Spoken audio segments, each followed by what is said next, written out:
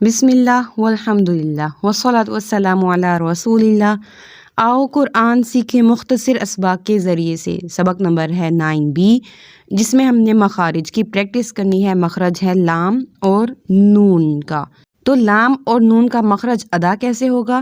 زبان کا کنارہ اوپر والے دانتوں کے مسوڑے سے لگائیں گے تو لام اور نون ادا ہوگا۔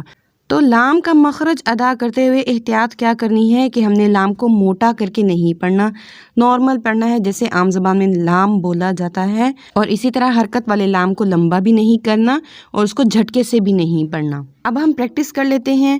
لام ساکن ہو اور اس سے پہلے زبر ہو، جیسے الحمد، الحمد، الجبال، الجبال۔ اسی طرح لام ساکن اس سے پہلے زیر، جیسے للمصلین، للمصلین، اور اسی طرح علم، علم۔ لام ساکن اس سے پہلے پیش ہو، جیسے لیلۃ القدر، لیلۃ القدر۔ اسی طرح ہے خیر البریہ، خیر البریہ۔ حرکت والا لام یعنی کہ زبر زیر پیش والا، اس کی پریکٹس کر لیتے ہیں۔ لام کے اوپر زبر ہو، جیسے فعل، فعل، لہب، لہب۔ لام زیر والا ہو، جیسے ذالک، صالحات، صالحات۔ لام پیش والا ہو، جیسے یفعل، یفعل، مالہ، مالہ۔ اسی طرح نون کا مخرج ہے کہ زبان کا کنارہ ہے اور اوپر والے دانتوں کے مسوڑے ہیں، ان سے نون ادا ہوگا۔ اور احتیاط کیا ہے؟ احتیاط سمپل سی، حرکت والے نون کو لمبا نہیں کرنا، حرکت والے نون کو جھٹکے سے نہیں پڑھنا۔ اب ہم اس کی پریکٹس کر لیتے ہیں۔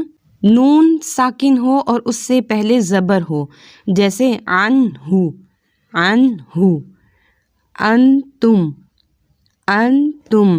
اچھا، نون جب ساکن ہوگا تو اس کے کچھ قواعد ہوں گے جو ہم صفات کے چیپٹر میں پڑھیں گے۔ ابھی ہمارا مخارج کا چیپٹر چل رہا ہے تو ہم اس کو ویسے ہی پڑھیں گے جیسے ہم فی الحال پریکٹس کر رہے ہیں۔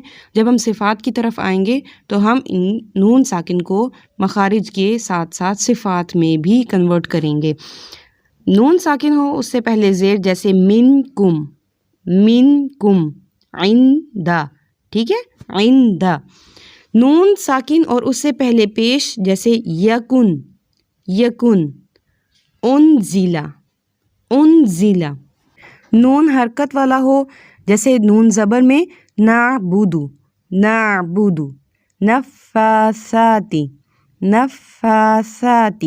نون زیر والا ہو، جیسے دینی، دینی، شانئک، شانئک۔ نون پیش والا ہو، جیسے دینکم، دینکم، نفوس، نفوس۔ آج کے لیے اتنا ہی۔ امید کرتی ہوں کہ یہ اسباق آپ کے لیے فائدہ مند ثابت ہوں گے۔ اللہ تعالی ہمارے نیک اعمال قبول فرمائے، آمین۔ السلام علیکم ورحمۃ اللہ وبرکاتہ۔